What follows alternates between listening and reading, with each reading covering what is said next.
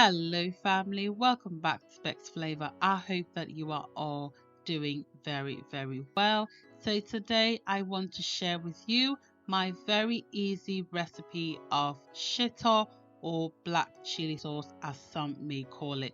This recipe is super easy because a lot of people shy away from making Shito because they think it's hard. But I am going to show you that making Shito is really easy, okay? And you can have this sauce with pretty much everything that you want, okay? So let's get started.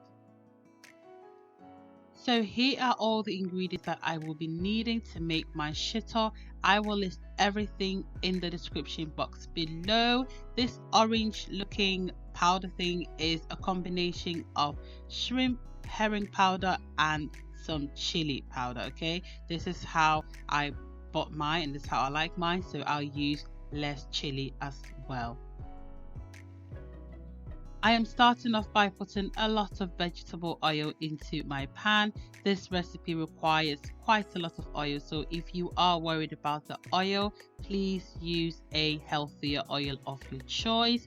And then I'll be adding in 1 tablespoon of tomato puree to my oil, and then I am going to fry this until it's nicely cooked. So the oil also helps in preserving the shito. So once the oil settles on top of your shito, it will prevent it from forming molds or going off quite quickly. So it's very important that you use quite a bit of oil as well.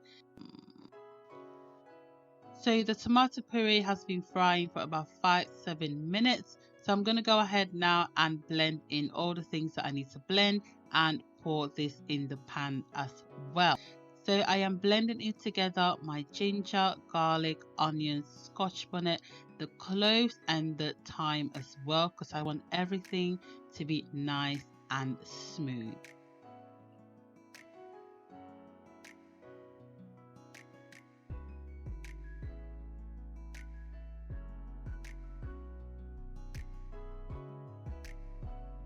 Now, it is very important that you don't use any water in blending this, because once you use water, it is going to take a long time for your shito to cook. So you want to add oil to blend in everything that you're blending, okay? Very important, so that there is no excess moisture in your shito and your shito won't take long.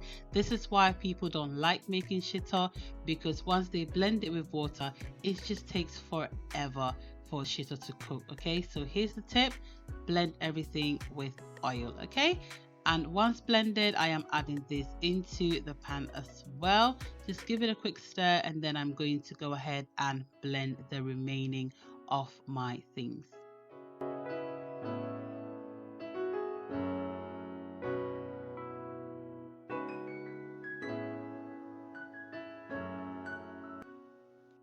So I am now adding in my second blended batch that completes all the blending, and I'm just going to mix this all in.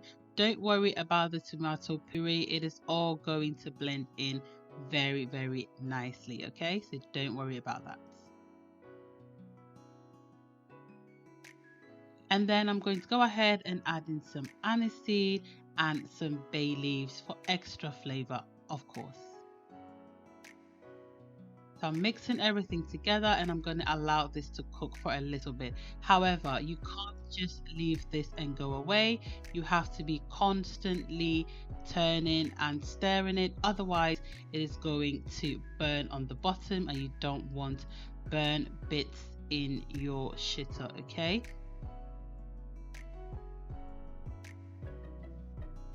So once the oil has settled on top like this and it's not spitting out any moisture and it's looking like this, I know that my onions and blended things are nicely cooked, okay? So this is the time that I will go ahead and add in my herring and shrimp powder, and my herring and shrimp powder has got chili powder in there, hence why it looks different from the normal herring and shrimp powder that you know. Okay, this is how I get mine done. So obviously if you have the normal shrimp and herring powder, it is perfectly fine as well.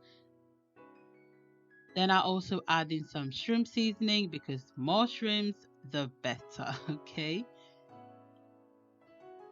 and also some stock cube. I will also then be adding in some extra oil because like I said, this recipe requires a lot of oil because everything just drowns the oil. Okay, so keep extra oil at hand.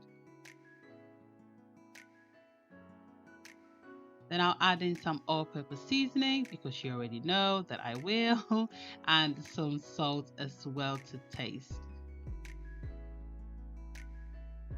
So I'll mix everything together until it's nicely incorporated. Please bear in mind that I am doing this on sort of low to medium heat, not on high heat because I don't want to burn the shito.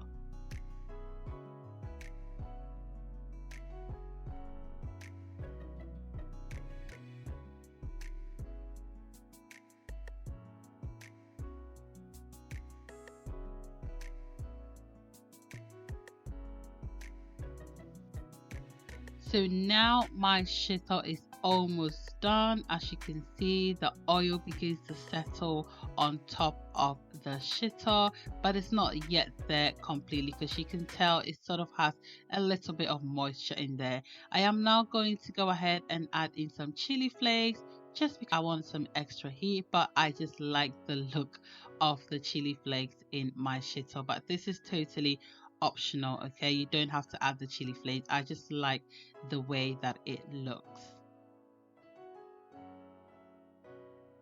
And now my shito is all done. Everything is good. The oil has settled and there is no more moisture in my shito. And this is the color that I like my shito to have. Some people like to have it a lot more darker. It's entirely up to you as well.